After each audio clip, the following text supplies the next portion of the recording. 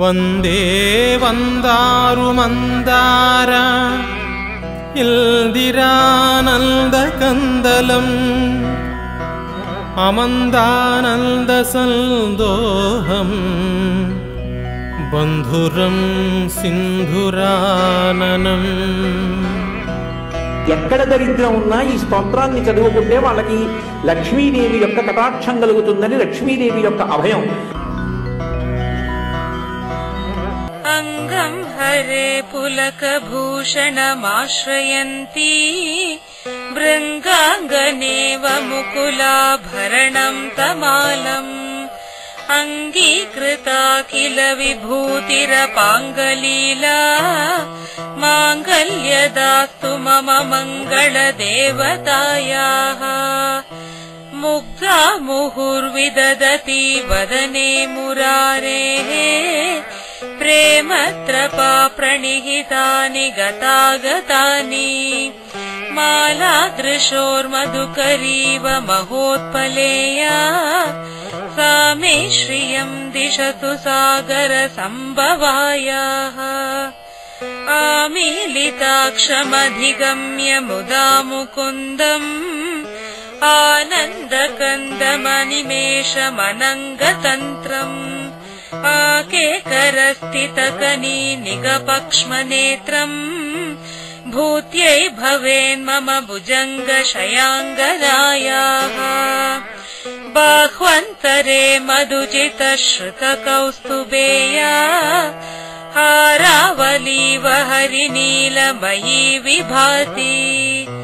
कामप्रदा भगवतोऽपि कटाक्षमाला कल्याणमावहतु मे कमलालयायाः. कालाम्बुदालिललितोरसि कैटबारेः धाराधरे स्फुरति या तडिदङ्गनेव. मातुः समस्त जगतां महनीयमूर्तिः भद्राणि मे दिशतु भार्गवनन्दनायाः. प्राप्तं पदं प्रथमतः खलु यत्प्रभावात् माङ्गल्यभाजि मधुमातिनि मन्मतेन मय्यापतेत्तदिह मन्तरमीक्षणार्धम् मन्दालसं च मकरालय कन्यकायाः. विश्वामरेन्द्रपदविभ्रमदानदक्षम् आनन्दहेतुरधिकम् मुरविद्विषोऽपि ईशन्निषीदतु मयि क्षणमीक्षणार्धम् इन्दीवरोदर सहोदरमिन्दिरायाः. इष्टाविशिष्टमतयोऽपि यया दयार्द्र दृष्ट्या त्रिविष्टपपदं सुलभं लभन्ते. दृष्टिप्रहृष्टकमलोदर दीप्तिरिष्टाम् पुष्टिं कृशिष्ट मम पुष्करविष्टरायाः. दद्यादयानुपवनो द्रविणाम्बुदाराम् अस्मिन्न किञ्चन विहङ्गशिशौ विषण्णे. दुष्कर्म घर्ममपनीय चिराय दूरम् नारायण प्रणयिनी नयनाम्बुवाः.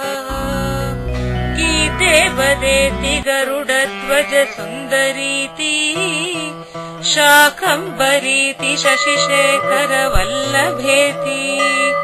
सृष्टिस्थितिप्रलयकेलिषु संस्थिताया तस्यै नमस्त्रिभुवनैकगुरोस्तरुण्यै.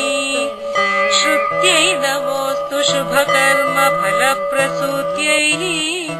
रत्यै नमोऽस्तु रमणीय गुणार्णवायै. शक्त्यै नमोऽस्तु शतपत्र निकेतनायै. पुष्ट्यै नमोऽस्तु पुरुषोत्तम वल्लभायै. नमोऽस्तु नालीक निभाननायै. नमोऽस्तु दुग्धोदधि जन्मभूम्यै. नमोऽस्तु सोमामृत सोदरायै. नमोऽस्तु नारायण वल्लभायै. नमोऽस्तु हेमाम्बुजपीठिकायै नमोऽस्तु भूमण्डलनायिकायै नमोऽस्तु देवादिदयापरायै नमोऽस्तु शार्गायुधवल्लभायै नमोऽस्तु देव्यै भृगुनन्दनायै नमोऽस्तु विष्णोरुरसिस्थितायै नमोऽस्तु लक्ष्मी कमलालयायै नमोऽस्तु दामोदरवल्लभायै नमोऽस्तु कान्त्यै कमलेक्षणायै नमोऽस्तु भूत्यै भुवनप्रसूत्यै नमोऽस्तु देवादिभिरर्चितायै नमोऽस्तु नन्दात्मजवल्लभायै सम्पत्कराणि सकलेन्द्रियनन्दनानि साम्राज्यदानविभवानि सरोरुहाक्षी त्वद्वन्दनानि दुरिताहरणोद्यतानि मामेव मातरनिशं कलयन्तु मान्ये यत्कटाक्षसमुपासनाविधिः सेवकस्य सकलार्थसम्पदः सन्तनोति वचनाङ्गमानसैः त्वां मुरारिहृदयेश्वरीं भजे सरसिजनिलये सरोजहस्ते धवळतमांशुकगन्धमाल्यशोभे भगवति हरिवल्लभे मनोज्ञे त्रिभुवनभूतिकरि प्रसीद मह्यम् दिग्गस्तिबिक्कनककुम्भमुखावसृष्ट स्वर्वाहिनी विमलचारुजलाप्रताङ्गीम् प्रातः नमामि जगतां जननीमशेष लोकाधिनाथ गृहिणीममृताब्धिपुत्रीम्